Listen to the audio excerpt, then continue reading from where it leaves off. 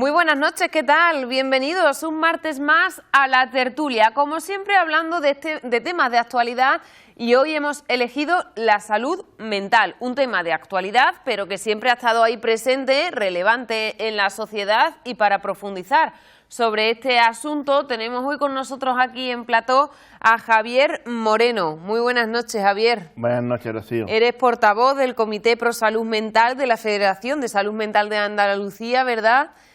Sí. Y también miembro de una asociación de aquí de Sevilla, y también pues miembro de esa organización, ¿no? Sí, actualmente soy el secretario. De la asociación Avance, que está especializada en trastornos de personalidad aquí en Sevilla, y portavoz del comité en primera persona de la Federación Salud Mental de Andalucía. El comité es un órgano que forma parte de los órganos directivos de la Federación, donde tenemos representación las personas que padecemos o que tenemos un diagnóstico de enfermedad mental, para que se nos escuche en esta voz. Hace como un año aproximadamente, ¿no? Sí, que desempeñas este cargo. Yo fui escogido para este cargo desde finales de febrero. ¿Y qué balance haces hasta el momento? Pues positivo. Yo lo hago positivo porque, bueno, con la pandemia y otras circunstancias, el comité había caído un poquito en desuso, dormido, y la primera tarea, porque no solo pongo voz, tengo que coordinarlo y animarlo, ha sido revitalizarlo, y lo hemos conseguido. Estamos participando todos los miembros. El comité está compuesto por una pareja, un hombre y una mujer, de una de las 17 asociaciones que componemos la federación y cubrimos todo el territorio andaluz. Y yo, como portavoz, formo parte de pleno derecho, con voz y voto, en la junta directiva de nuestra federación, y llevo nuestras aportaciones. También, al ser portavoz del comité andaluz, como estamos federados a nivel nacional, soy miembro del comité nacional en primera persona de la Confederación Salud Mental de España. Por lo que vemos, muchos cargos, ¿verdad? Sí, mucha tarea. Mucha tarea y mucho que trabajar. No tenemos solo a Javier, también tenemos a través de videollamada a Pilar Jurado. Ella es psicóloga. Pilar, muy buenas noches. Buenas noches. Un placer tenerla por aquí para hablar, como ya hemos anunciado, del tema de la salud mental, y vamos a comenzar precisamente haciendo referencia a que la pasada semana se celebraba el Día Mundial de la Lucha contra la Depresión. La depresión es una de las enfermedades mentales quizás como más reconocida, más visible, ¿no? Pero son otros muchos los tipos de enfermedades mentales que existen. Existen muchísimos. Lo que pasa con la depresión no solo que es la más reconocida, sino que es la que como menos pudor nos da a reconocer que tenemos. En muchas ocasiones te encuentras yo soy la coordinadora provincial de una asociación a nivel provincial que se llama FEAFE Jaén. Tenemos 5 delegaciones en Jaén, y muchas veces vemos cómo nos llega gente y nos dice: es que sufrió de depresiones o tenía depresiones. Y cuando empiezas a escarbar y tienes varias entrevistas y empiezas a ver cosas, dices: no, esta persona tiene una esquizofrenia, tiene un trastorno bipolar.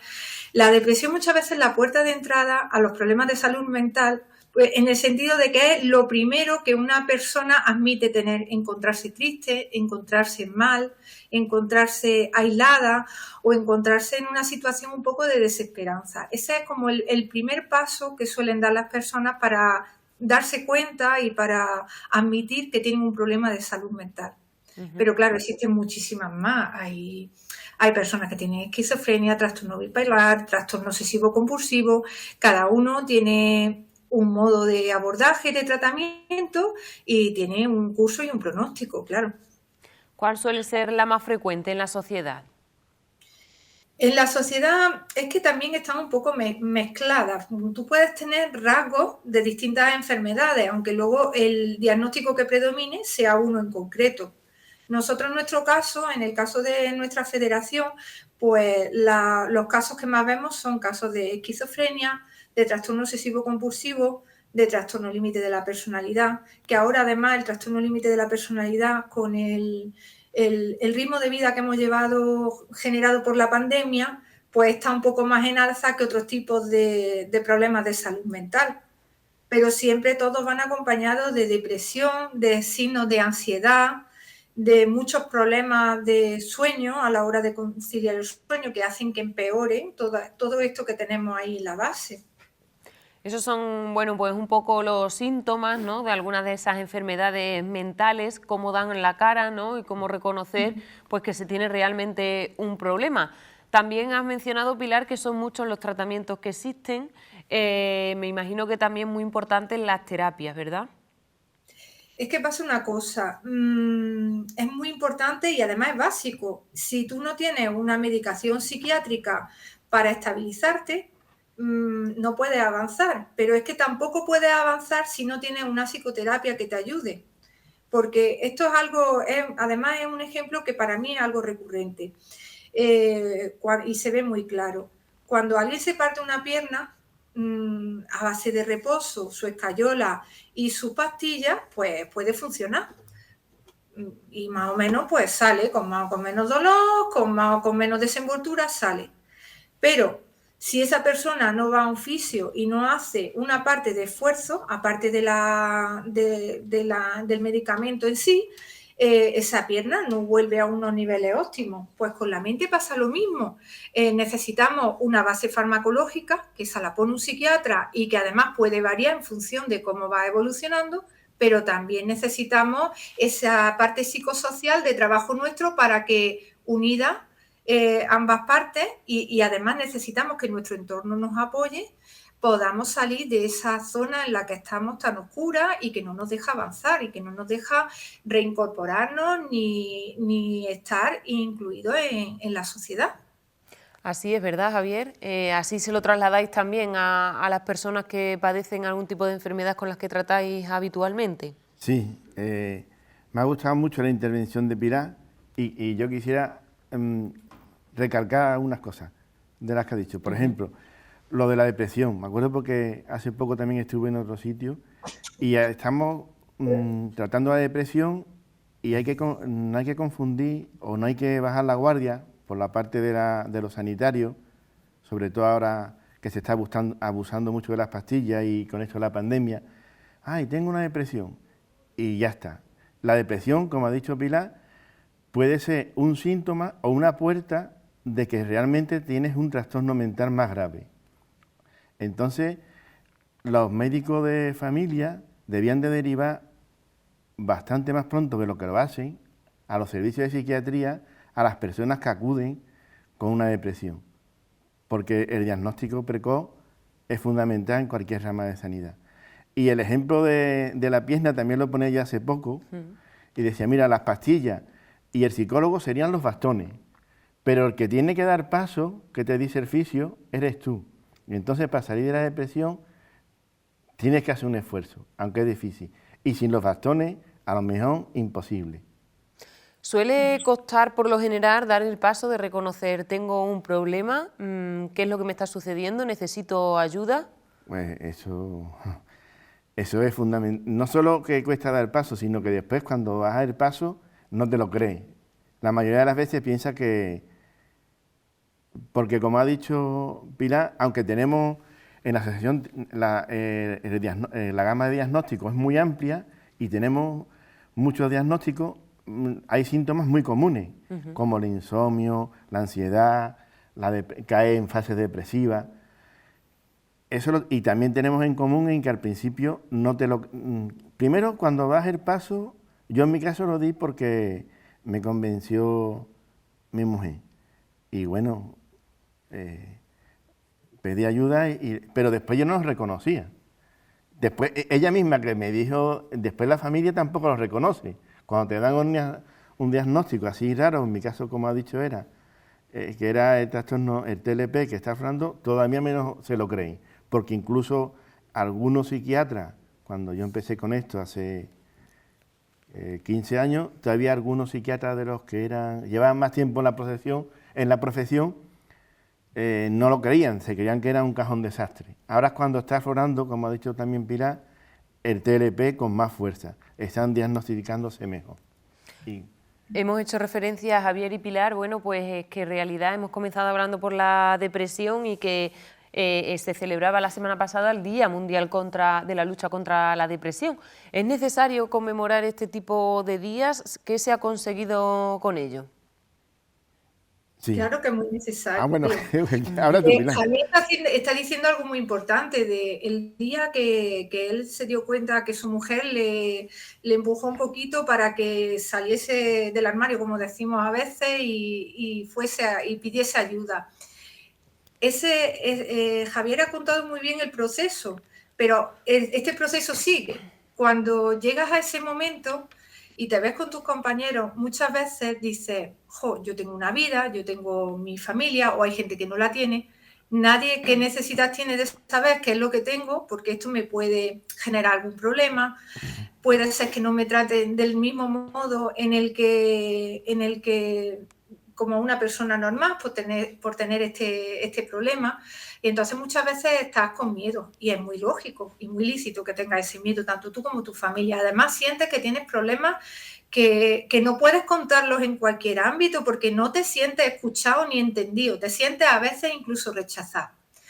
Entonces, el que se celebren este tipo de días es muy importante porque tenemos que ver que una enfermedad mental, un problema de salud mental, es un problema más del cuerpo. Igual que cuando te haces cualquier cosa o cuando tienes un problema cardíaco, no tenemos que avergonzarnos, pero esto empieza por toda la sociedad, no solo por nosotros. Que una persona salga y diga, yo, vale, sí, pero si personajes públicos, si lo viésemos con otra normalidad, si lo viésemos con otro prisma, esta enfermedad sería mucho más fácil de tratar porque no tendría tanto estigma como tiene, y sería más fácil que una persona con problemas de salud mental se integrase en la sociedad que en la situación en la que nos encontramos. Por eso es tan importante que este tipo de días se celebre, que se vean testimonios, que se conozca la enfermedad y que se pierda un poco el miedo y el desconocimiento a la enfermedad.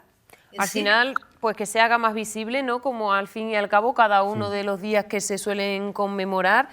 Sí, Javier. Era eso, que este día de la lucha contra la depresión es igual que el Día Mundial de la Salud Mental o el Día Mundial de la Discapacidad. Son necesarios porque todavía estamos estigmatizados o invisibilizados en la sociedad. Y por lo menos el primer objetivo es ser visibles y quitarnos el estigma. Podemos decir que se ha avanzado, pero que todavía queda mucho por conseguir. Sí, desde luego. Y además, si nos comparamos con otros colectivos como el del cáncer o el de cualquier enfermedad que afecte así especialmente a niños, enseguida se hace una campaña y todo el mundo saca pecho, venga, vamos a colaborar con esto, con lo otro. Nosotros sacamos cualquier campaña y tiene mucha menos trascendencia. La gente, y la verdad es que si hacemos un poco de análisis, ¿quién no tiene a su alrededor alguien que esté tomando alguna medicación psiquiátrica con algún tipo de problema, más leve o menos leve? Todos conocemos a alguien, si no somos nosotros mismos. Es algo mucho más común de lo que creemos, pero que tapamos mucho. Orientación, información, al fin y al cabo es esencial, ¿verdad? Javier, también os encargáis vosotros de eso. Sí, eso nos encargamos, hacemos las campañas y ahora me ha venido, que no lo he dicho al principio, estos días también son buenos porque los medios de comunicación se ocupan de nosotros, se ocupan de la salud mental en hacernos visibles y ver que somos personas que podemos ser totalmente incluidas en la sociedad.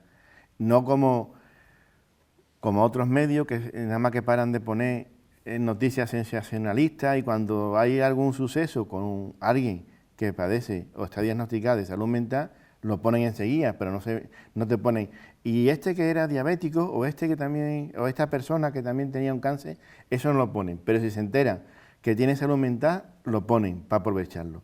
Entonces yo agradezco a TV12 y a ti, Rocío, y al equipo, que nos den la oportunidad de expresarnos y de conocer la salud mental desde un punto de vista real y no sensacionalista.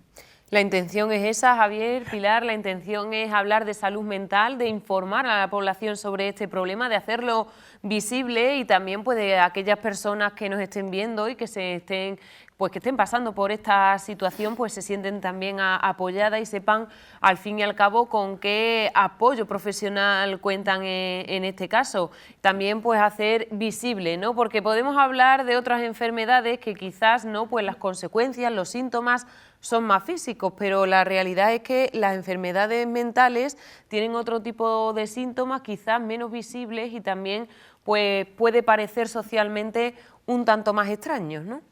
Sí, sobre todo también es que tenemos una serie de cargas asociadas, porque siempre se ha asociado este tipo de enfermedades al no poderlas demostrar. Claro, no es algo, no hay un hueso roto, no hay a la vagancia o a distintas cosas que nada más lejos de la realidad. Son las personas con problemas de salud mental, son personas que tienen un problema de salud como podría ser de otro tipo y que intentan con ayuda pues salir adelante e integrarse en la sociedad, que les cuesta mucho integrarse, es verdad. Y el problema que tenemos muchas veces con las noticias que ha dicho Javier sensacionalistas, que es que tampoco salimos ni a defendernos. Si somos más, en nuestro colectivo siempre, si hacemos el balance, es muchas más veces víctima que verdugo. Nuestro colectivo tiende a aislarse. Cuando hay algún problema se aísla y se quita de en medio, que es lo que más luchamos en los centros sociales que en toda Andalucía la red FEAFES tiene, es intentar que las personas salgan de ese ostracismo, de ese apartado en el que están. Y ellos siempre lo que intentan es no dar problemas, no dar motivos, no, a cualquier problema, cualquier cosa es me encierro en mí mismo y ya se pasará. Y lo que intentamos es estimular, que se integren, que lleven, porque se puede llevar una vida normalizada con apoyo, se puede llevar. Hay muchas personas con problemas de salud mental que están trabajando, que tienen familia, que tienen negocio. Ya, no te digo solo trabajando, desarrollando un trabajo más o menos, no, gente que lleva trabajo de mucha responsabilidad, autónomos que han montado su negocio de la nada y que están ahí y que están colaborando con la sociedad y participando activamente en ella como cualquier ciudadano y persona del mundo, vamos. Para Pero todo claro, ello, eso no lo sabemos. Lo que resalta muchas veces la prensa es lo sensacionalista. para todo ello, para lo que comenta Pilar, Javier, ¿qué herramientas empleáis para informar, ¿no? Para sensibilizar, para dar a conocer todo ello y para lograr esos objetivos? Como federación. Exacto. Pues nosotros, la federación lanza campañas de visibilización, especialmente se lanza en octubre con motivo del Día Mundial de la Salud, pero también lanzamos campañas a través de las redes sociales y de visibilización. Y procuramos defendernos, pero no los defendemos de las noticias sensacionalistas, o nos defendemos con poca fuerza o no nos hacen caso. Y ya te aburre, ya me aburre. Pero bueno, yo sigo insistiendo. Nunca hay que tirar la toalla, ¿verdad? Nunca la tiremos. Y sí, se hacen bastantes campañas de sensibilización. Y este año, además, la Federación cumple el 30 aniversario y tenemos el reto de hacernos más visibles. Y hay una cosa que quiero apuntar porque cuando ha dicho de otras enfermedades. La enfermedad mental no solo afecta al que lo padece. Es un tsunami para la familia entera. Claro. Y entonces los familiares no tienen apoyo en la red pública de la sanidad. El único apoyo que tienen los familiares es a través de las asociaciones que conformamos la Federación Andaluza y la Confederación Nacional. Muy importante también, tanto que el paciente esté informado, ¿no? Y que sepa qué es lo que le sucede, como todo su entorno, tanto familiares como, bueno, amistades, ¿no? Que sepan qué es lo que sucede y cómo actuar también. Claro, y eso solo lo pueden, eso solo ahora mismo solo se trata a través de nuestras federaciones, de nuestras federaciones y nuestras asociaciones. ¿Cuál suele ser la respuesta? ¿De los familiares? Sí, en general. En general estamos agradecidos porque es la única ayuda que encuentra, aunque hay un porcentaje no muy alto, pero que, claro, como está tan estigmatizada la enfermedad mental, no quieren participar porque no quieren reconocer que su familiar, su hijo, su pareja, tiene un problema de salud mental.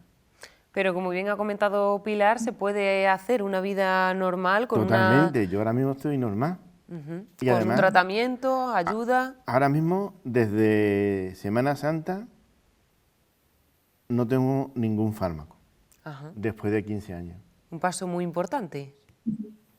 Y Se yo puede lograr. he llegado a estar, ya que hemos hablado que la semana pasada se celebró la depresión, he llegado a estar tomando 3 antidepresivos distintos simultáneamente. O sea, a la vez, no uno y otro. 3 más otros fármacos que para otros síntomas también. Son tratamientos pues muy fuertes, ¿no? Que al final, pues aunque intente ser uno mismo, llevar una vida normal, influye de una manera u otra, ¿no? Pero es posible seguir adelante. Sí, se puede. O sea, las pastillas son el bastón, como has dicho, para estabilizarte, porque hay un momento en que, por mucho que te digan los psicólogos, los grupos de terapia o los grupos de ayuda mutua, que solo es entre iguales, no consigues levantar vuelo o dar el paso. Entonces es importante medicarse. No dejar la medicación sin prescripción del psiquiatra. O sea, yo en mi caso la dejé, pero... Recomendado. Sí, con seguimiento del psiquiatra. Claro. No sé, además no de golpe, pues ya te he dicho que eran muchas pastillas y seguimos reduciendo dosis de cada una y dejando cada una poco a poco. ¿Cómo, Pilar, de evitar? sí quería yo añadir, porque ahí Javier ha hablado sobre, ha dado unas pinceladas muy buenas sobre nuestro trabajo de sensibilización, un poco ha introducido la reivindicación y la importancia de la adherencia al tratamiento.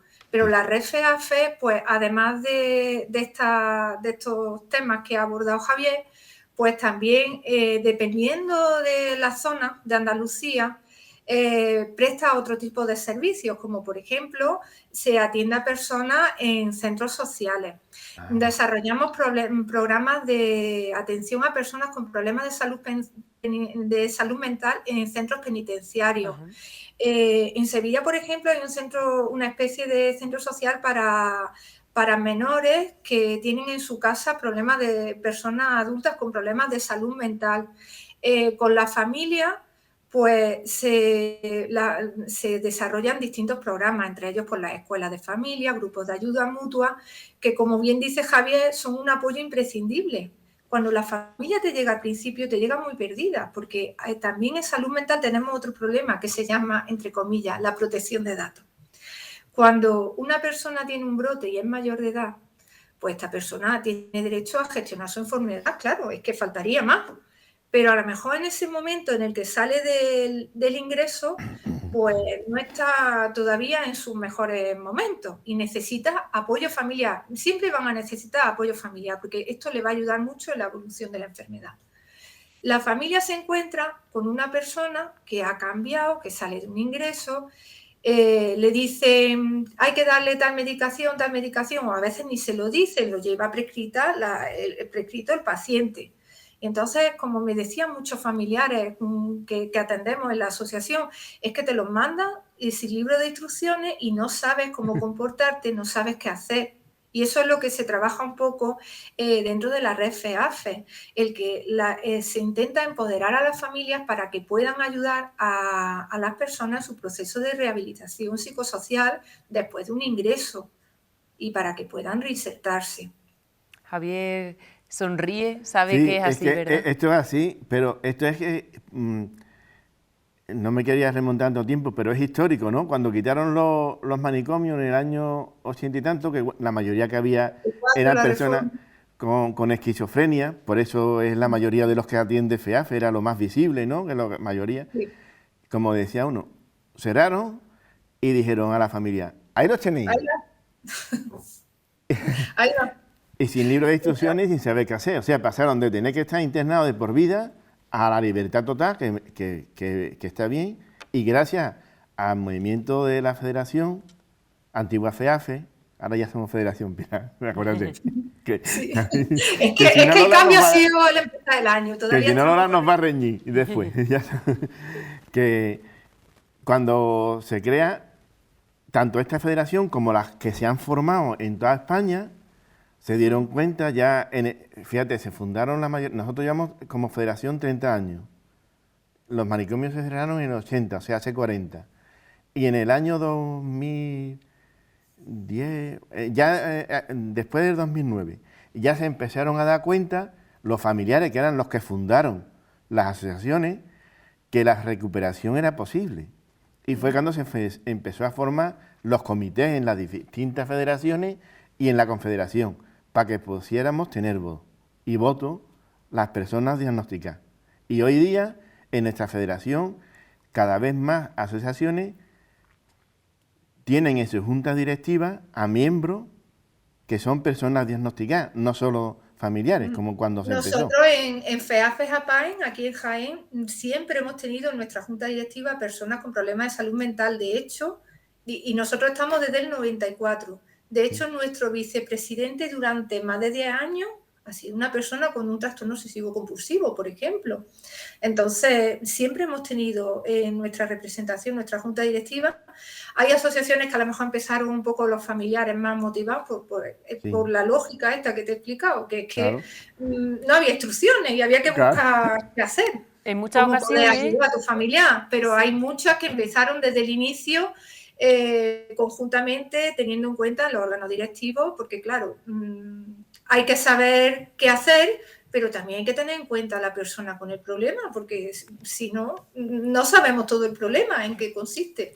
En muchas ocasiones, Pilar y Javier, son las propias personas que tienen ese problema, si están al frente de asociaciones, federaciones, las que realmente conocen cuál es el problema y cómo no pueden luchar contra él. Por ejemplo, en el ámbito de la discapacidad se lucha mucho, ¿no?, para que personas integrantes de asociaciones y que tengan un cargo en ellas, pues sean al fin y al cabo no sus familiares, sino ellos mismos, las personas con ese tipo de discapacidad. Me imagino que aquí sucede lo mismo. Y de hecho, nuestro actual presidente, pues yo soy el portavoz del comité, el presidente que era el anterior portavoz del comité es una persona con experiencia propia, es Manuel Movilla, que desde aquí le mando todo su ánimo, porque en estos momentos está atravesando un problema de salud física y por eso, si no, seguramente también hubiese estado aquí, ¿verdad? Sí, es siempre, lo que pasa es que ahora no está indispuesto.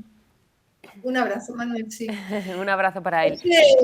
¿Sabéis también lo que pasa? Que durante la historia nos vamos definiendo un poco y vamos conociendo, pero ha habido años, hace ya tiempo, que se consideraba que un problema de salud mental es similar a un problema psíquico.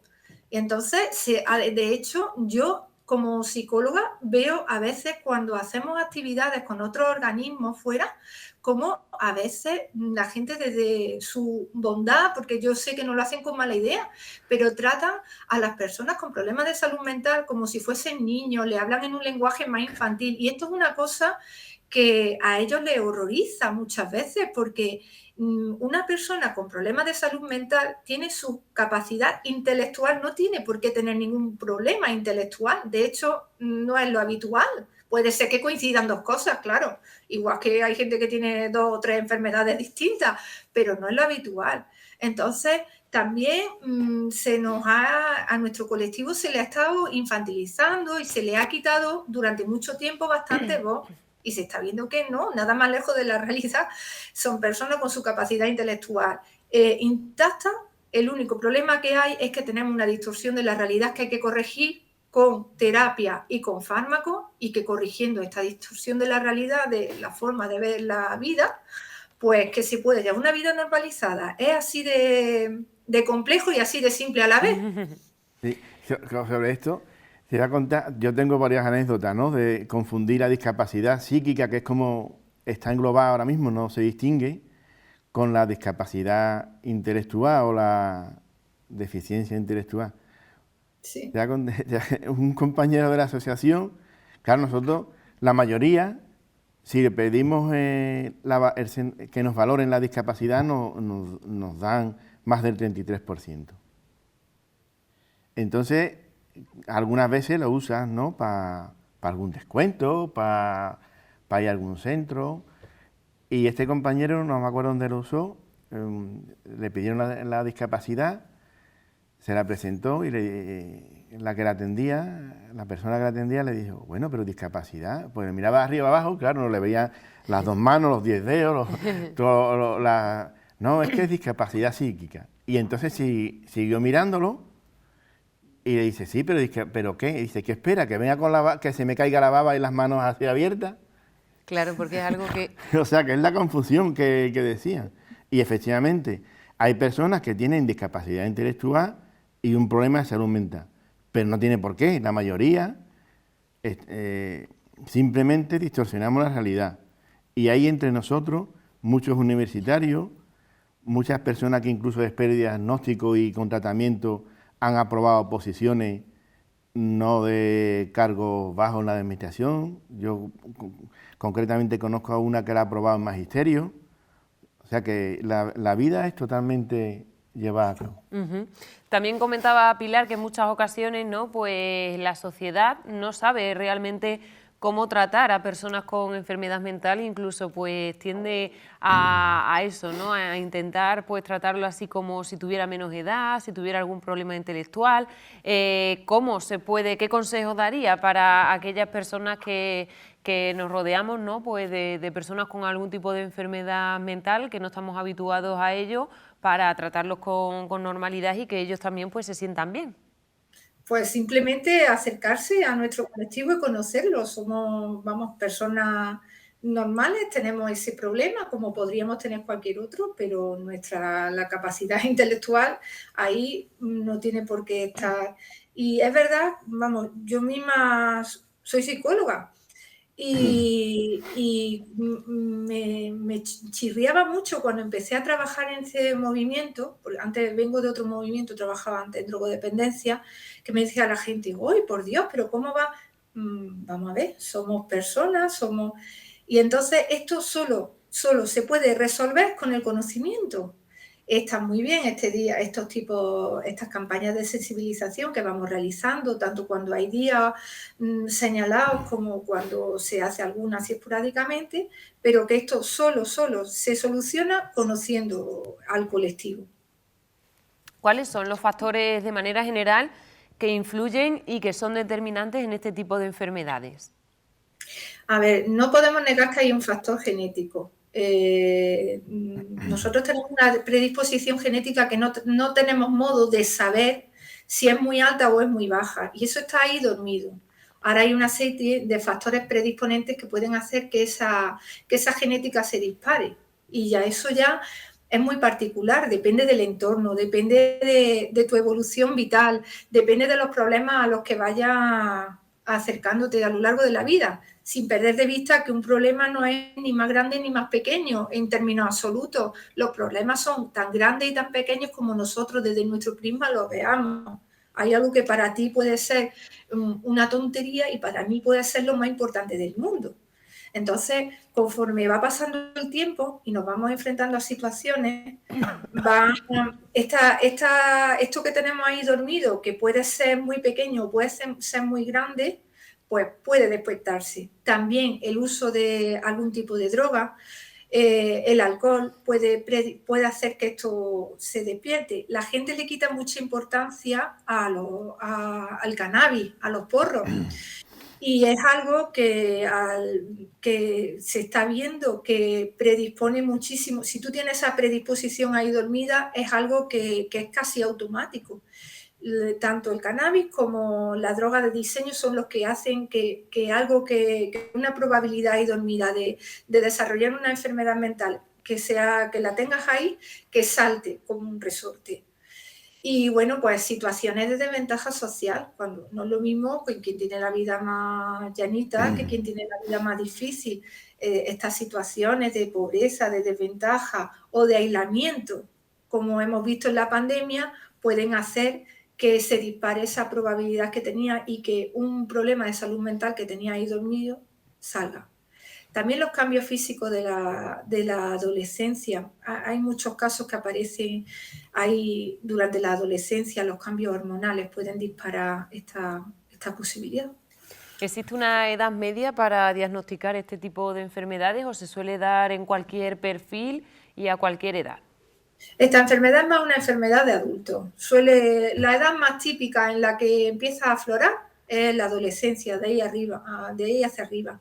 Pero sí es verdad que hay muchos casos que los veo en las escuelas de familias que me dicen, ya apuntaba manera, ya de pequeño, ya parece que daba problemas. Hay casos que de pequeños van manifestando problemas, pero en realidad es algo que se suele diagnosticar de la adolescencia hacia adelante.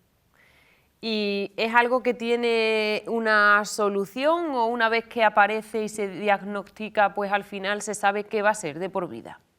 No, es algo que puede cambiar, el pronóstico puede cambiar, además empieza manifestándose de un modo y puede ir cambiando.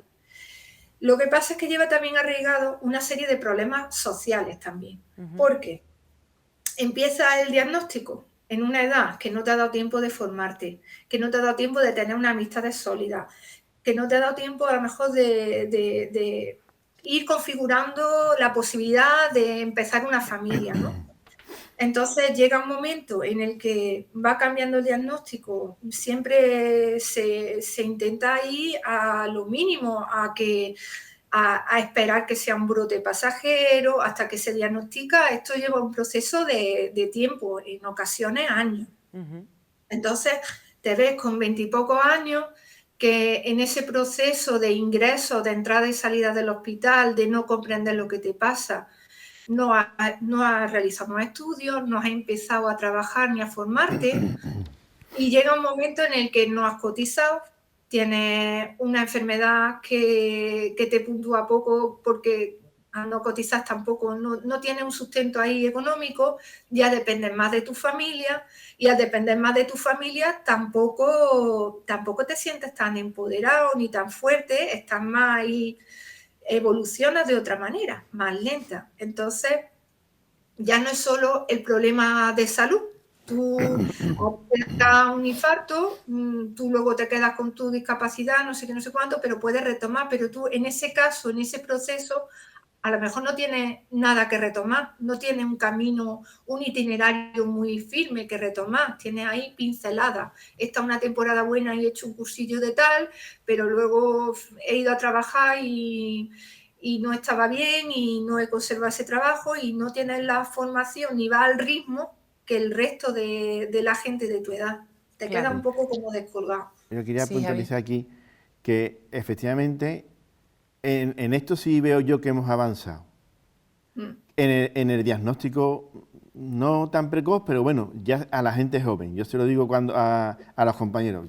Qué suerte que ya te han diagnosticado, ¿no? Con 20 años.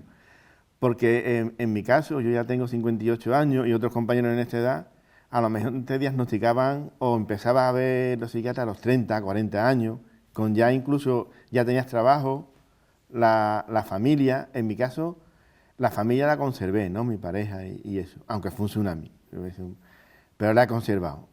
Pero yo tengo muchos compañeros que ha sido causa de divorcio, de ruptura de la pareja, el diagnóstico, ¿no? Y la pérdida de trabajo. En mi caso, bueno, salí bien, porque yo era militar y pasé, cuando me dieron ya el diagnóstico de trastorno de personalidad, ya me fulminaron, me pasé retirado. Pero otros casos, si tienes poco cotizado y eso, te queda una pensión mínima o tienes que esperar a que te den el 65% de discapacidad para tener una no contributiva y demás. En tu caso, Javier, nos comentabas que hace unos 15 años aproximadamente es cuando das el paso, ¿no? Y solicitas ayuda gracias también a su mujer. Sí. ¿Cuáles fueron esos síntomas, esos cambios que empezabais a percibir? Yo apuntaba de manera, como ha dicho Pilar, desde chico, pero también venía de una capa socioeconómico baja, por qué no decirlo, y bueno, pues era un niño problemático, un niño violento y cosas así. Y no se contemplaba el ir ni a psicólogo ni a psiquiatra, pero ya la ira fue tornando en violencia, el insomnio fue total, no dormía ninguna noche, yo veía todas las horas de reloj, después claro, cuando me vencía el sueño me dormía de pie o tomando la sopa, y entonces ya eso eran síntomas de alarma y fuimos a los especialistas. Qué importante también contar en ese caso con el apoyo de la familia, ¿no? Y que no abandone y de decir, bueno, aquí hay un problema, pero vamos a luchar juntos por él. Sí, el apoyo familiar, en mi caso mi pareja, Asun, y el movimiento asociativo es fundamental, porque por las circunstancias que sea, la sanidad pública no cubre las necesidades de la salud mental, tanto al paciente como a los familiares. Y ese hueco lo trata de cubrir el movimiento asociativo, la Federación Salud Mental Andalucía, en nuestro caso, y las asociaciones. En la Confederación hay un trabajador, en la Confederación Salud Mental España, que ya he coincidido en varias ocasiones en formaciones y actividades, y siempre dice, aunque me quedara sin trabajo, me gustaría que llegase el día, conocer el día en que no hiciese falta el movimiento asociativo en salud mental, porque las necesidades estarían cubiertas por el sistema público de sanidad. También mucho que trabajar, mucho que solicitar, ¿no? Para contar con esos servicios desde las administraciones. También, pues... Sí, eso también lo hacemos desde la Federación. Nuestra parte reivindicativa no paramos de luchar. Aunque ahora, bueno, después hablamos de ese tema. Ahora aquí en Andalucía... Ese tema tiene hilo, ¿eh? Aquí en Andalucía, por ejemplo, tenemos recientemente en la provincia de Sevilla 2 casos muy sangrantes. Y en Jaén tenemos toda la zona norte. Bueno, la norte, por lo visto, no encuentran psicólogos. En la última contratación, en la zona norte de Jaén y otra de Córdoba, le faltan 2 psicólogos porque las contrataciones de psicólogos por el SA se hacen de 26 en 26, porque hay 26 unidades de salud mental en Andalucía. Y entonces en esta última contratación han contratado 24, hay dotación presupuestaria, pero ahora los psicólogos no se encuentran, no quieren irse a zonas alejadas de los núcleos de población importantes, como sucede en Jaén Norte y otra parte de Córdoba. El nordeste. Sí, vamos, es así, ¿no? Pilar, sí. ¿Tienes conocimiento que es así? Tenemos problemas porque hay muchas demoras, están desbordados, la unidad, claro, al estar incompleta, intenta abarcar lo que puede, pero no llegan. Y estamos hablando de una provincia con muchísima dispersión geográfica, que necesita esa unidad en ese sitio, porque dispersión geográfica y problemas de comunicación. Ahí no hay buenas carreteras, no hay mucho transporte y claro, es que es imposible atender a estas personas si no es desde esas unidades que están muy mal dotadas de personal, así de simple, y están pasándolo mal. En la unidad, por intentar dar cobertura, no llegan a donde tienen que llegar y gente que se le demora la cita, que el día de antes se le cancela, que ya otros 3 meses a esperar y una demora grandísima. Interesantísimo todo lo que estáis contando, Pilar y Javier, pero es momento de hacer una pequeña pausa para volver enseguida y seguir hablando de este tema tan interesante. No se mueva.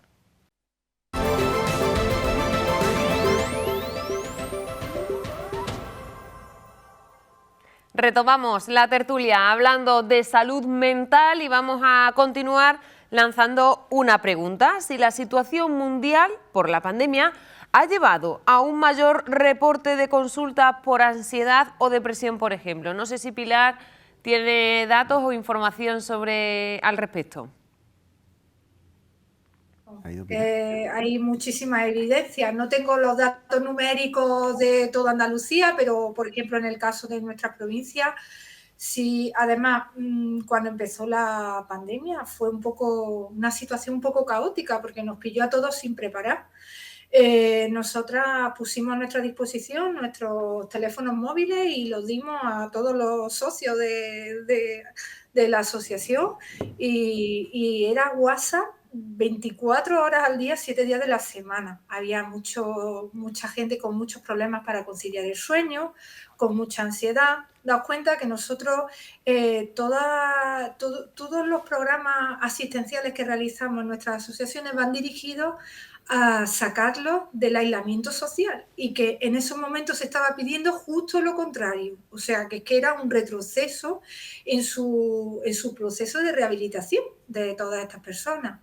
Y bueno, luego ya se fue normalizando un poco la cosa y la verdad es que pues, ha subido en más de un 50% durante, al principio, todas las atenciones que se tuvieron que hacer directas, que se hicieron telefónicas y se hicieron por videollamada, y las más urgentes de personas que viven solas, que no tienen apenas apoyo familiar, pues con métodos de protección se les visitaba en su domicilio o se les citaba y se les atendía, y subió muchísimo. Luego ya la situación se fue normalizando, hemos aprendido a utilizar algunas herramientas, hemos podido también un poco tener más material informático con el que trabajar, y hemos organizado grupos de autoayuda de manera online para poder optimizar un poco, ya que no nos podíamos ver presencialmente tanto como antes, o no podíamos reunir tanta cantidad de gente, y además había más número de consultas, poder utilizar modernizarnos un poco digitalmente hablando. Y hemos intentado subirnos a este carro para poder apoyar esta situación, pero sí, han subido muchísimo. Sí, mira, yo te puedo aportar, Sí.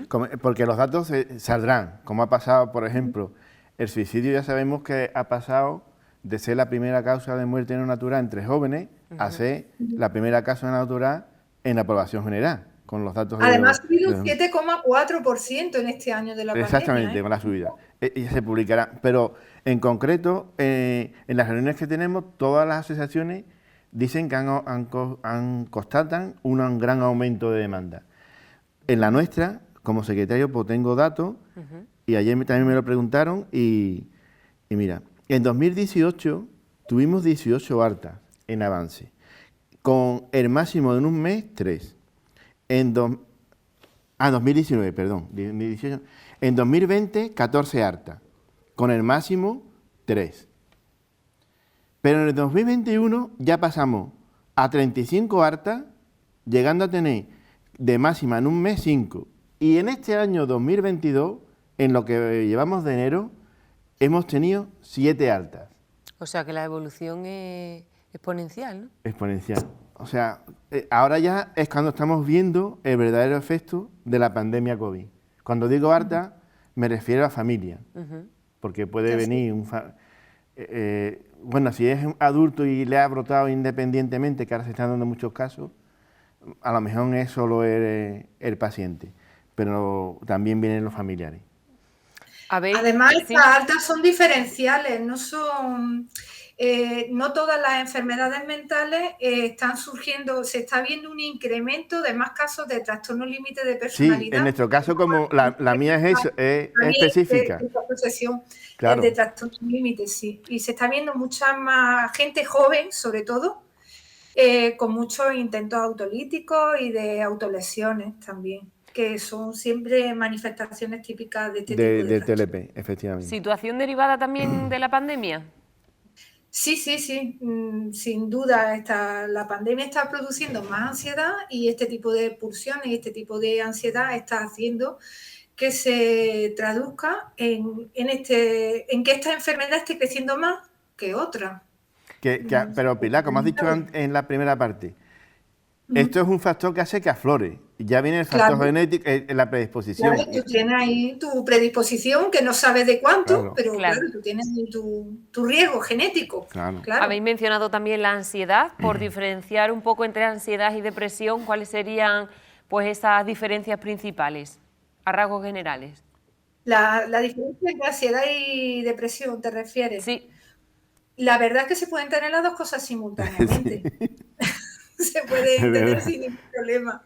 Pero bueno, con la ansiedad pues tienes una inquietud, es algo que te incapacita incluso físicamente, porque sus síntomas muchas veces son similares a los de un infarto. Es algo que te hace que te bloquees, que te sientas mal, que no puedas reaccionar, que no puedas hacer nada con tu vida. Es algo que hace que te bloquees y que te ataca muchas veces con síntomas incluso físicos, como ahogo, fatiga, igual que si te estuviese dando un infarto. Hay distintos grados, claro está, y eso pues hace que se vayan removiendo cosas y que vayan subiendo, que esta probabilidad que tienes dormida de desarrollar algo salga, claro. Y también te puede llevar a tener algún problema físico. Como Hemos por ejemplo, hablado, sí, sí, anteriormente. puedes tener problemas cardíacos por Sí. Claro. tener una ansiedad muy sostenida durante mucho tiempo. Yo recuerdo cuando tenía ansiedad, una de las cosas curiosas es porque cuando me lo dijo el psiquiatra, pero bueno, no tienes palpitaciones, no tienes ansiedad. No, no. Y ya siempre preguntándome, yo jugaba, me ponía en el bolsillo de la camisa un bolígrafo y jugaba a contarme las pulsaciones viendo el bolígrafo, sin tomarme el pulso. Sí. Y entonces el psiquiatra ya me dijo que eso eran las palpitaciones de la ansiedad. Ajá. Ya, imagínate con qué fuerza latía y con qué velocidad el corazón. Claro. También se están viendo muchos rituales en personas de tipo obsesivo compulsivo, como por ejemplo, Sí. yo qué sé, padres que comentan, es que mi hijo enciende y apaga la luz 8 veces porque dice que si no algo va a salir mal. O personas que con el miedo que han pasado con esta situación son incapaces de tener muestras de cariño hacia seres familiares por miedo a hacerles daño, de darles un abrazo, que es un poco lógico, porque claro, si a lo mejor trabajas en un ámbito sanitario y piensas que puedes llevar algo y transmitírselo, pero claro, todo esto con el tiempo va pasando factura y está haciendo que cada vez estemos más tristes, estemos más sumidos, nos estemos acercando hacia una depresión o hacia un estado no normalizado de la enfermedad, hacia ansiedad, hacia problemas de somnolencia, que todo esto se traduce luego en calidad en tu vida diaria, claro. ¿A qué se puede deber, por tanto, ese repunte de casos? La enfermedad cada vez, este tipo de enfermedades cada vez es más visible, más normalizado, ¿no? Pero también es cierto que cada vez pues conocemos más casos y también más casos cercanos. Vamos a ver, las enfermedades mentales cada vez están más visibilizadas, sí, pero tenemos todavía nuestros compartimentos estancos. Parece que no está mal admitir que se tiene una depresión o que se tiene ansiedad. Y un síntoma de depresión o de ansiedad no tienen por qué ser en sí una enfermedad. Puede ser un síntoma puntual que te aparece y que desaparece en respuesta a algo, ¿vale? Y nadie tiene problema en admitir que tiene. De hecho, se admite muy a la ligera. Muchas veces dicen, déjame que me da ansiedad y no tiene nada que ver. Pero luego después, cuando hablamos de esquizofrenia, cuando hablamos de un trastorno bipolar, parece que son palabras mayores. Eso ya no todo el mundo lo admite, que lo tenga. Eso ya es cuando hay gente que tiene ese tipo de diagnóstico y que te diga diciendo, es que tengo un poquito de depresión. O tengo depresiones, dicen en mayúsculas muchas veces. Sí. Tengo depresiones. Pero eso ya es más difícil de admitir. Y ahí, por eso, es por lo que estamos en esta lucha reivindicativa y en esta lucha de sensibilización, porque todos los problemas de salud mental tienen, como vengo diciendo, que tienen solución, pero que pasan porque la sociedad los conozca y colabore en el proceso de rehabilitación psicosocial, claro. Y lo que te acabas de decir, se tiende a frivolizar con algunos términos, ¿no? Porque estás un poco triste, a lo mejor porque has perdido tu equipo, ya estoy depre. O Sí. cambias un poco de humor, tú eres bipolar. Y el trastorno bipolar, como han dicho Pilar, es una cosa más seria, no vamos a decir más grave, más seria. Le llaman TMG a una serie de diagnósticos, pero es por la cronicidad y otras cosas.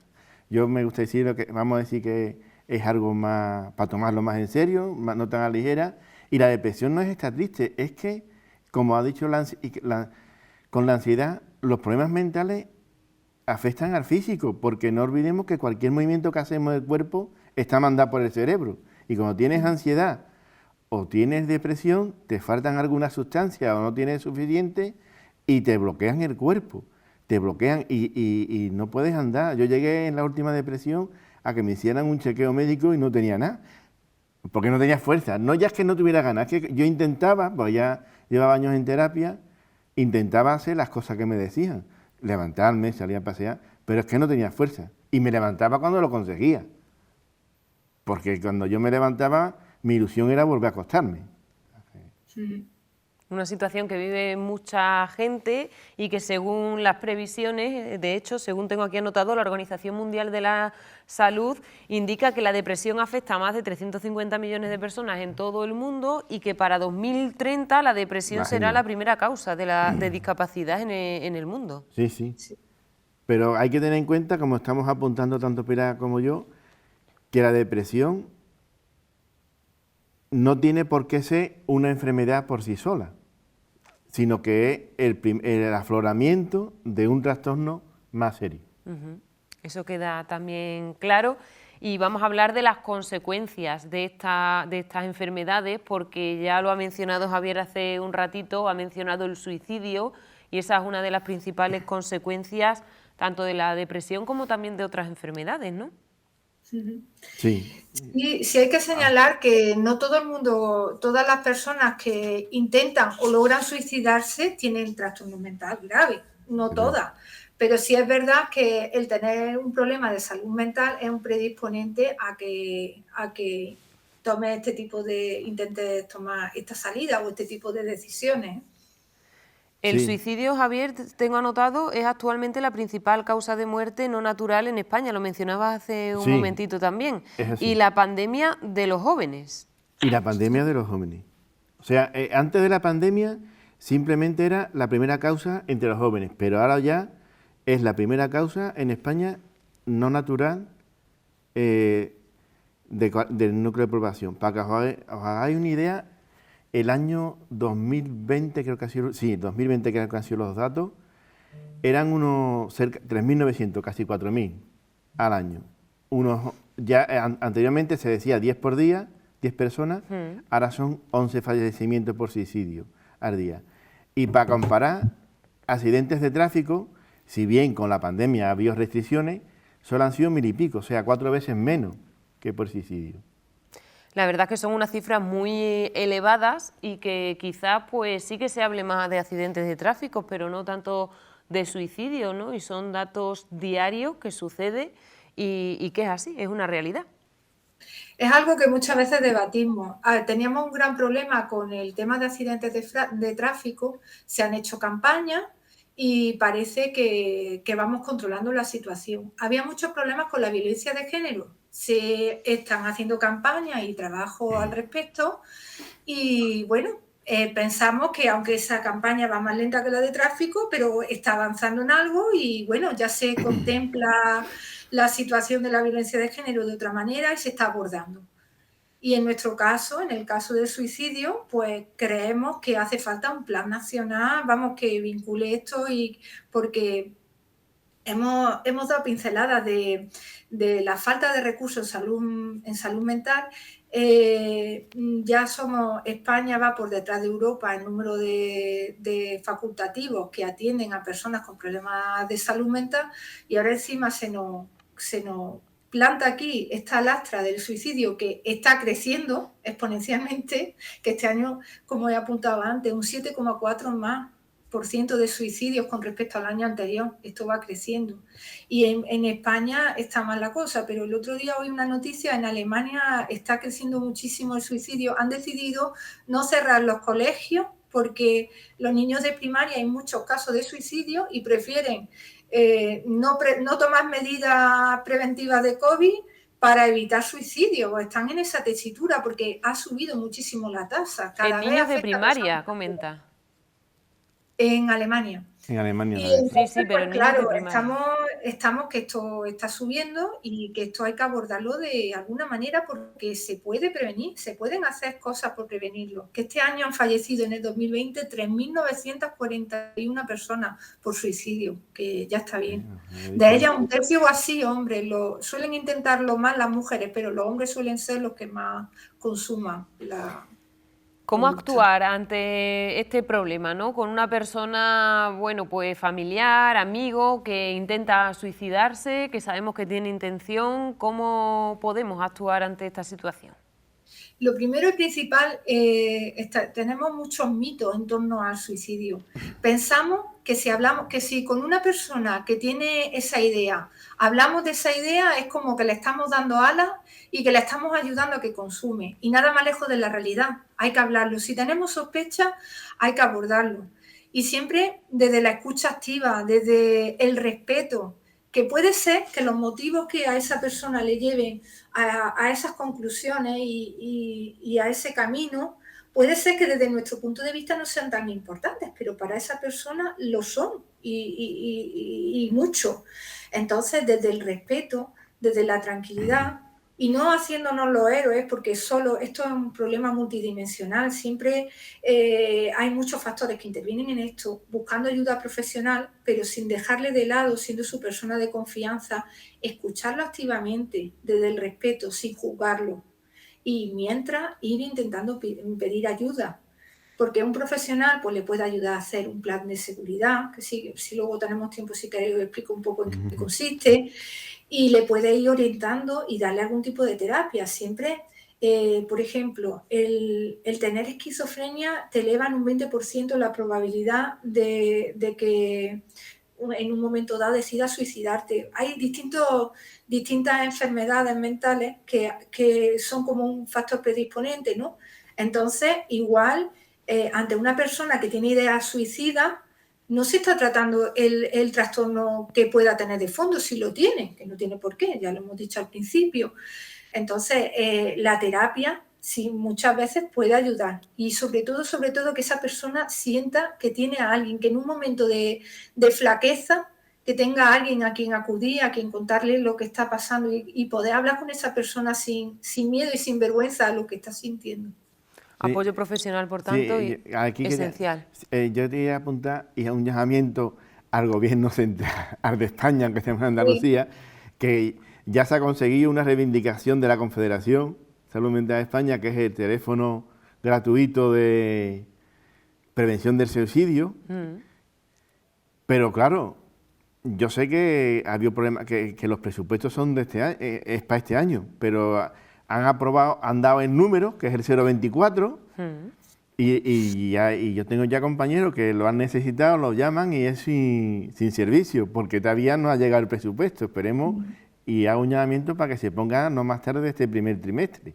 Sigue sin ser una realidad ese 024 y sería esencial para cualquier tipo de persona que necesite este servicio, pueda levantar el teléfono y llamar en cualquier momento. De hecho, ayer me lo pidió me llamó un compañero diciendo que estaba llamando al 024 y que le salía eso.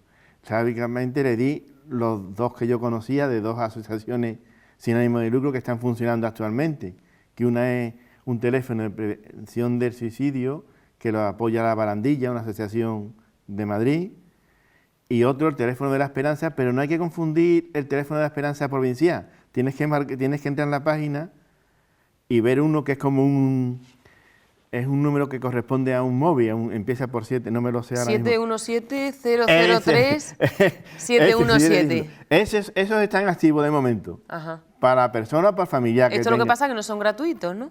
Sí, es gratuito. También. Vamos, si tienes la tarifa plana es gratuito. Que no es un número. El 024, lo que pasa es que no tienen derivación. El 024 se pretende que tenga conexión con los servicios de emergencia por si el que te atiende cree que tiene que ir alguien a atenderte. Como el 016 y otros teléfonos así que tenga. Y esa es una realidad. Y después otra cosa que ha dicho.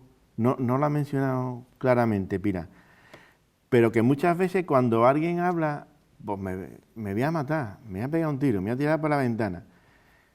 El familiar interpreta que es una llamada de atención, que en verdad no lo va a hacer, y no es así. En muchas ocasiones, la mayoría de las veces, te está diciendo lo que piensa. Lo que pasa que como el familiar no quiere reconocerlo, pues te trata de una forma que no es adecuada. Y entonces puede llegar incluso a que la persona que tiene idea suicida se autoencierre, no lo comparta y al final lo cometa. No sé si estás de acuerdo, Pilar, conmigo. Sí, desde luego, nada más lejos de la realidad. Es a lo que también en parte hacía referencia que hay que escuchar activamente y con respeto. Pero por eso lo quería Y matizar más claramente. sí, porque muchas veces dicen, eso es una llamada de atención, una llamada de atención. Y ahí va pasando el tiempo y en una de esas, pues esa persona deja de existir y ya no tiene remedio. Hemos hablado de cifras a nivel nacional, ¿no? De este pasado año son altas cifras las de suicidio y principalmente se dan en jóvenes. Más en personas jóvenes que en mayores. También es verdad que hay otros colectivos susceptibles, el colectivo de personas con cáncer o con dolor crónico, también es un colectivo muy tendente a utilizar esta salida.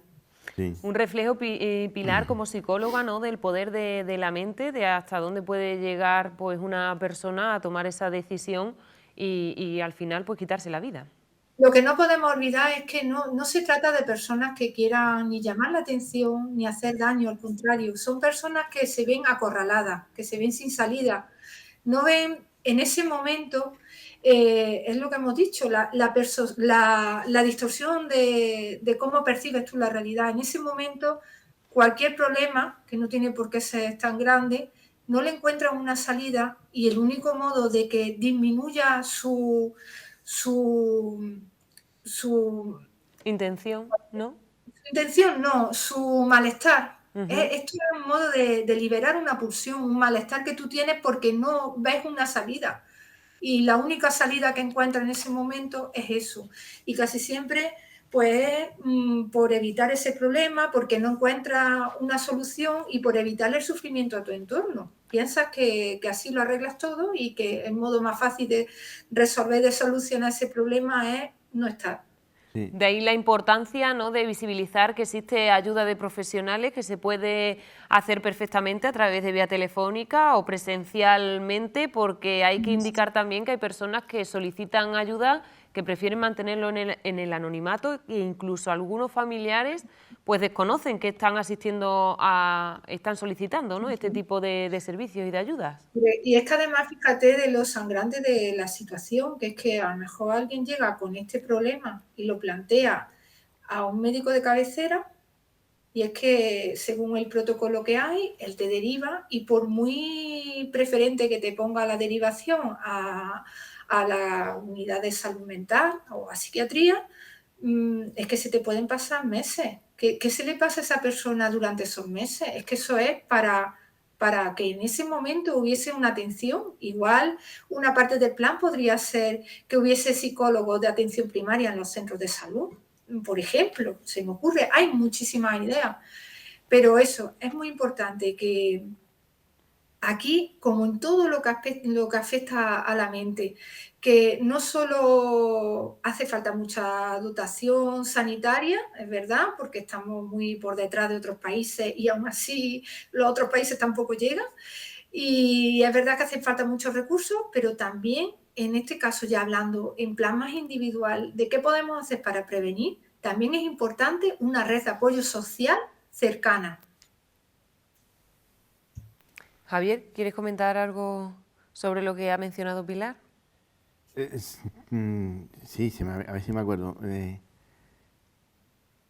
Bueno, claro, que ha dicho del suicidio cuando dice que es una solución. Es que lo que se piensa es que el mundo sería mejor sin ti.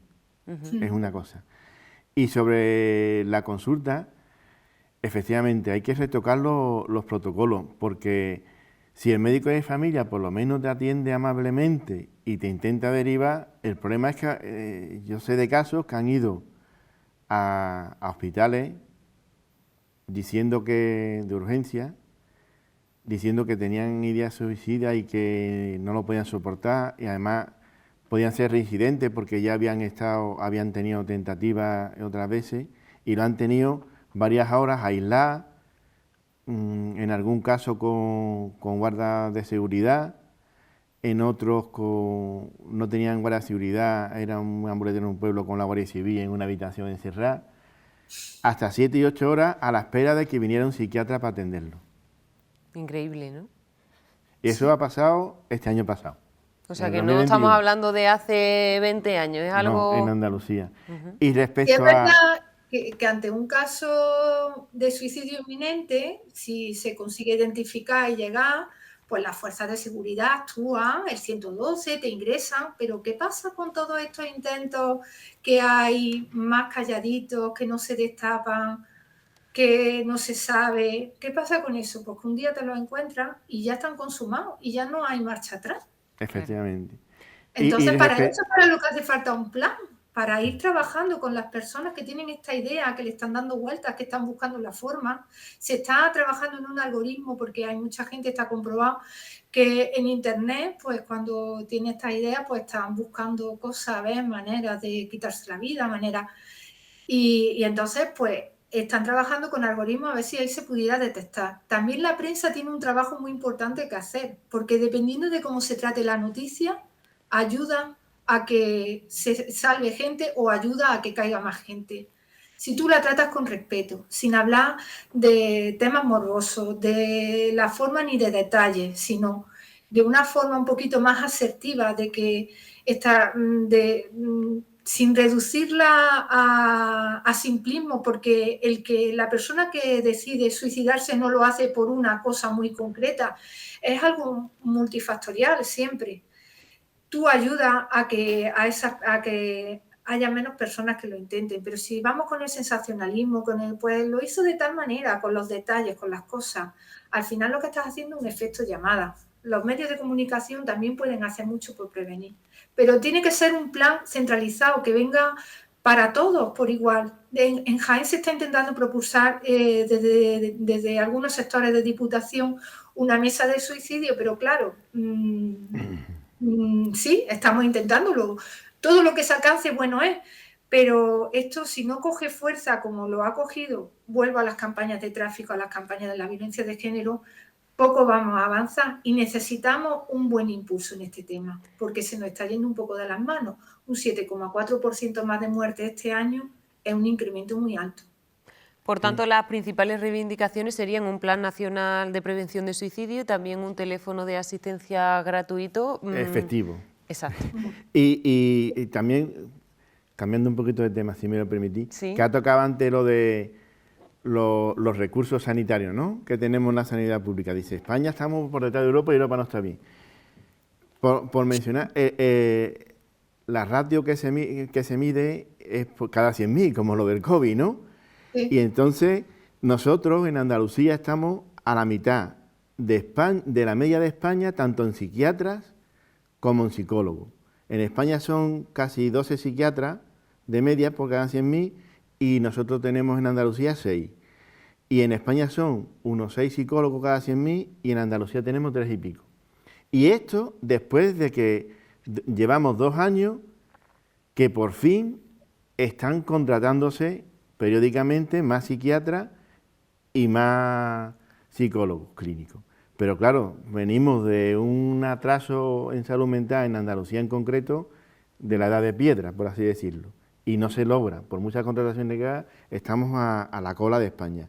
Y España, por supuesto, está por debajo de las ratios europeas. Quería preguntaros, porque ya vamos a ir finalizando, si, por ejemplo, la reciente muerte de Verónica Forqué pues, ha supuesto un antes y un después, o hay que centralizar, ¿no?, la necesidad de ayuda y, en este caso, pues con personas así reconocidas para darle más importancia a este problema. Bueno, lo de Verónica Forqué, como todos los personajes públicos, ella, antes de faltar de desenlace, hizo una intervención diciendo que se había recuperado de 2 depresiones y que estaba muy bien. Y entonces ahí contribuyó, igual que otros personajes que yo conozco, como Javier Martín, Ángel Martín, 2 cómicos que... Sí. Ana Rivera, que es de otros medios de prensa y también ha escrito un libro, Espido Freire. Son personajes que, bueno, son escritores y eso, y que están contribuyendo con sus mensajes de que es posible salir de la depresión o de un problema de salud mental. El caso de Verónica Forqué, yo creo que si había pasado 2 depresiones, Y las imágenes que yo vi, no vi todo el programa, las anteriores, yo creo que algún problema tenía. ¿Por qué no recibía ayuda? No sé, no lo sé. No sé si no la pidió o no llegó a recibirla. Posiblemente se creía demasiado fuerte y no llegó a pedirla una tercera depresión. Pilar, sobre este asunto. Lamentar este tipo de cosas no deberían seguir pasando. En el programa se veía que no estaba bien. Claro. Es verdad que es lo que estamos diciendo también. Yo pienso que hay un poco, sin ser adivina, que no lo soy, pero el apoyo social también, el tener en esos momentos lo que he introducido antes del plan de seguridad, el tener claro que cuando estoy mal o cuando empiezo a sentirme mal, tengo a tal persona a la que llamar, el tener algo estructurado muchas veces te ayuda de cortafuegos a parar esta conducta suicida. Y entonces quizás, no sé, este tema, pues no sé, este tipo de cosas, si tú no pides ayuda profesional, pues no sabes que te pueden ayudar, que te pueden ser útiles, igual no tenía un cortafuegos, no tenía un plan de seguridad. Y este tipo de cosas van a seguir pasando siempre. A lo que aspiramos es que cada vez sean menos, que no sigan creciendo las cifras, que cada vez sean menos y ocurran. Pero claro, la mente está ahí y la mente tiene sus problemas, a veces se superan, a veces no. Y una cosita, que este caso ha salido a la luz pública porque era un personaje público y estaba recientemente. Pero no olvidemos que somos cerca de 4.000 el año pasado, no, el 2020. El 2021 ya veremos cuándo salga. 1941. Y se estima en el que 2021... por cada persona que lo consigue, hay 20 que lo intentan. Eso es. Hay 20 intentos, o sea que las en el cifras 2021 no sabemos la cifra, pero seguramente serán más de 4.000 personas anónimas que han dejado este mundo por este medio. También pues me gustaría conocer, ¿no?, cómo evitar recaídas en este tipo de enfermedades, porque hemos hablado de tipos de enfermedades, de tratamientos, de síntomas, pero ¿cómo evitar recaídas? Pues no bajar la guardia.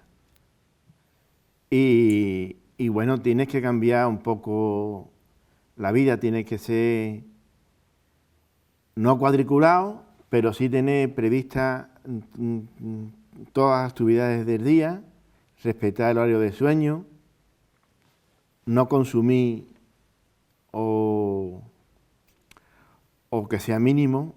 Yo en concreto ya no consumo el alcohol, porque antes he hablado del cannabis, que sí, que destapa, pero el alcohol también, lo mencionó, pero no he ahondado. El alcohol también, y el alcohol está visto bien socialmente.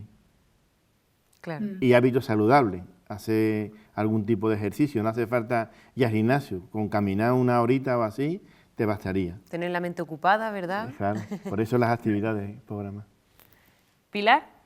Es muy importante el evitar el aislamiento, por eso es la base de nuestra terapia en todas las redes de nuestra federación. Digo federación todavía porque es que hemos cambiado de nombre hace 2 días. Sí, no hace ni un mes todavía. No, un mes exacto, me parece, casi. Andalucía, de Salud Mental Andalucía. Es importante en el momento en el que tú te notas más de bajón, buscar compañía, buscar escucha y buscar compañía. Quitar de en medio cosas que puedan ayudarte a consumar eso. Si tú estás en la cocina, vete de la cocina, olvídate de cuchillo y de cosas que te puedan facilitar. Es muy importante, como dice Javier, el tema de la sustancia. Si tú estás mal, estás de bajón y te sacas y te empiezas a beber una botella de lo que sea, pues vas acrecentándolo y al final vas buscando más el momento, te vas acercando más al momento. Porque que no se te ocurra una solución a ese problema en ese momento no quiere decir que no lo tengas. A lo mejor el tener este tipo de frases motivadoras escritas por casa a la vista también te ayuda a que tengas un poco de paciencia, a que dejes pasar esa mala hora, como se decía antiguamente, y busques apoyo en tu entorno y busques apoyo en profesionales, en estos teléfonos que estamos pidiendo y en los que ya existen. Es necesario también pues intentar ser lo menos impulsivo posible, porque con el tiempo todo se ve mejor y se ve distinto. y pensar en cosas que nos han ayudado a sostenernos durante tiempo. Muchas veces, pues yo qué sé, a lo mejor en ese momento estamos solos, pero nos acordamos de nuestra mascota, de nuestro hijo, de nuestra familia que está ahí. Y todo esto pues te ayuda un poco a evitar a que pase este momento, porque esa pulsión suicida es un momento, es algo con lo que la persona lucha durante mucho tiempo de su vida, pero la pulsión en sí de consumar el acto es en un momento determinado, que si tú en ese momento buscas ayuda, no te hundes más, evita un poco el aislamiento, puedes darle un poco de lado y ya ahí con un profesional a trabajar más a fondo qué es lo que te lleva a esa pulsión. Muy importante todo lo que comentáis, la ayuda que prestáis desde la Federación, como psicóloga también Pilar, pero muy importante también lo que habéis mencionado, que cada uno de nosotros podemos ser ayuda de una persona que está pasando por este momento y que necesita ese apoyo a pesar de no ser profesionales. Es muy importante prestarnos a ello. Sí, sí. Que en muchos casos a lo mejor solo necesitan ser escuchados, ¿no?, con un problema puntual o cualquier tipo de situación. Yo te puedo decir que el teléfono, el que actualmente existe, el de la Barandilla y de la Esperanza, yo conozco directamente a personas que han evitado tener que ir de urgencia a psiquiatría y de cometer el acto. Ya para finalizar, porque se está agotando el tiempo, me gustaría terminar pues conociendo de qué manera todos y cada uno de nosotros podemos cuidar nuestra salud mental. Podemos cuidarla intentando buscar cosas que nos mantengan ocupados y que nos llenen, somos seres sociales, necesitamos relacionarnos, necesitamos hacer actividades, no podemos estar, ahora estamos en un momento muy delicado, que esto es lo que ha acentuado, porque claro, para proteger nuestra salud física tenemos que aislarnos, nos han pedido que hagamos algunas medidas de aislamiento social, pero bueno, siempre con cabeza y con precaución para no buscarnos problemas de salud físico, hay que intentar no dejar ahí tan aparcada como estamos dejando la salud mental, porque para que nuestra salud mental sea posible, al ser seres sociales como somos, necesitamos medio relacionarnos, necesitamos hacer actividades que nos llenen, necesitamos colorear un poco nuestra vida, no solo puede ser trabajar y las responsabilidades, necesitamos otro tipo de cosas, tenemos que sentarnos, pensar, ¿qué necesito? ¿Qué es lo que, cómo yo me sentiría mejor? Yo qué sé, a lo mejor ahora me da miedo ir a un gimnasio, pero no puedo dejar de irme a andar a una vía verde, buscar alternativas. Y a lo mejor antes me iba de cerveza con mis amigos, pero ahora pues no lo voy a descuidar y voy a hacer videollamadas, más videollamadas, voy a quedar menos cara a cara, o no voy a quedar para tomar cerveza porque así no me tengo que quitar la mascarilla, ¿no? Entonces, sin descuidar la salud física, pero no podemos aparcar la salud mental, porque esto al principio pensamos que iba a ser un apretón, que en 15 días nos encerramos, se va el virus y ya está. Y no, esto ha venido a quedarse, es una carrera de fondo, y esto está haciendo que nuestra salud mental empeore a nivel global. Javier, ya para terminar. Yo vuelvo a repetir, hay que mantener lo que se dice en hábitos saludables, porque la salud física y la salud mental... No existe salud sin salud mental, igual que la salud física. Entonces, los hábitos saludables contribuyen no solo a la salud física, sino a la salud mental. Y mantenerse ocupado no quiere decir que estés trabajando y asfixiado al trabajo, porque entonces también te va a producir estrés. Yo en mi caso ya desde febrero dedico bastante tiempo del día a la federación y al comité. Y esto me sirve también de terapia, no solo de... Estoy aportando mi granito de arena a lo que es recibimiento asociativo, ahora lo que yo pueda aportar, y me sirve de mejoría. Y cada uno puede encontrar su ocupación en lo que sea. Hay quien lo ocupa pintando, otros escribiendo. Según los gustos. Según los gustos.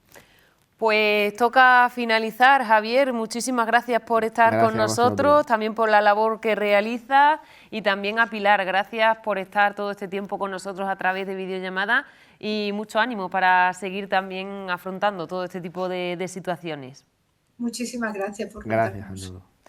Toca despedirnos de esta tertulia que les hemos ofrecido hoy sobre salud mental. Esperemos que todos ustedes hayan aprendido mucho también a lo largo de todo el programa y que también haya servido de apoyo para aquellas personas que estén pasando por algún tipo de situación de la que hemos mencionado. Muchas gracias por estar con nosotros, por acompañarnos y volvemos el martes que viene.